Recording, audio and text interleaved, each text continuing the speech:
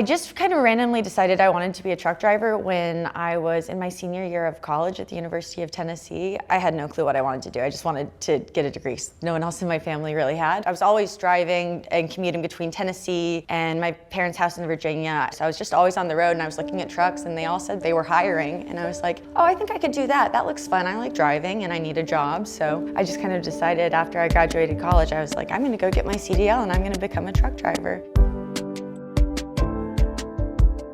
I think I went in a little naive. I was just little and 22 and just around all these guys starting school, and I think all of the instructors at the CDL school were a little bit just confused about what to do with me. It was such a learning curve. I just remember sitting there in the class and they're talking about air brakes and I was like, what are air brakes? But I did my best to just keep up and pretend that I knew what was going on, and then I'd just go home and study really hard because I was like, I should probably just learn anything about trucks. On the day I passed my CDL exam, I remember sitting there with the DOT guy who was doing it, and we're driving back, we're almost there, and he was like, which company are you choosing? And I was like, I'm between Knight and this company. And he said, choose Knight. And I was like, why? And he was like, just do it. And I was like, okay, yes, sir.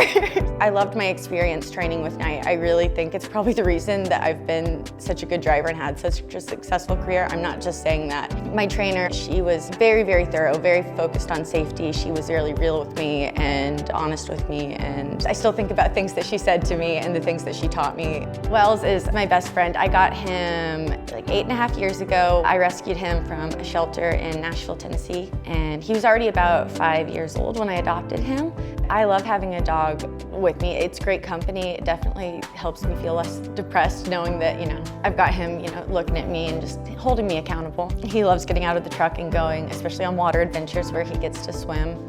I think when you're in the truck, it can be really easy to just crawl into the sleeper berth and get just kind of stuck in there. You turn on some TV and all the days start blending together. And it's like, if I'm out on the road this much, why aren't I exploring things and looking at things? And I think there's just so much cool stuff out there. Lots of state parks. There's just so much cool stuff that's right next to the truck stops. When I trip plan, it's not always just time-wise and, figure out going where my shipper is and where I want to stop. I'm like, which truck stop do I want to stop at? Because sometimes, I've stopped at a truck stop and been like, shoot, why didn't I drive 2 more miles? Because down there's a way cooler something to do. I started posting on social media when I was in South Georgia saving animals because there were no local resources. So I was like, we're going to outsource this. We're going to go on TikTok and find more places to send these dogs and more people to help. So that's how I kind of got started on TikTok, and then that became an Instagram.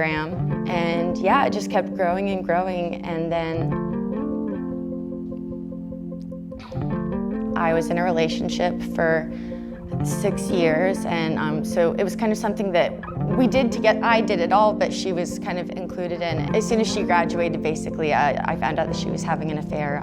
I moved in with my parents in their attic, and I just kind of really shut down, honestly. I couldn't talk to anybody, but I had this platform on social media, and I had people that I talked to there. So honestly, it became almost like a way to keep practice talking. I think a lot of my friends and family kind of learned what was going on with me and what all happened by watching a lot of my posts. That's when a lot of it kind of blew up on Instagram, and I just had all these people, especially women, coming in and sharing their stories and being like, hey, we got you and you're helping me too. And I really loved that idea that I couldn't help dogs anymore. I couldn't still do social media for rescuing dogs, but then I had people who were relating to my story in a different way. And I don't know, I just kept posting because I just didn't really know what else to do. And it had been something while I was in South Georgia that I was so isolated down there that it was kind of how I'd socialized. And so I kept posting, and then when I decided to go back to trucking, I was like, okay, we're gonna post about this too. But I wanted to, when I made my TikTok account, because so much was tied to my ex, I was like, I wanna see what happens if I just make this TikTok account that's just me as a truck driver, none of the other stuff.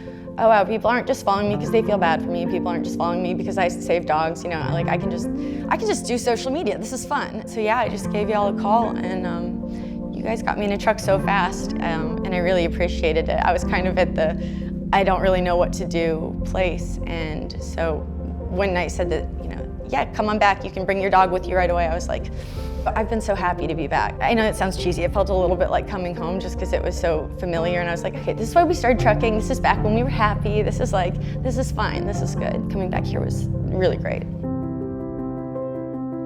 So People magazine reached out and they wanted to interview me about my TikTok account and being a female truck driver. And yeah, they put me in their magazine. It was the confidence boost I think I needed. It made me feel really good about myself. I've had a lot of women reach out and say that I've inspired them to consider trucking or made them finally feel brave enough to do it. That's one of my favorite things, is those kinds of reactions. Being a female truck driver is a lot of things. It used to be harder. When I first started out, it was definitely a shock.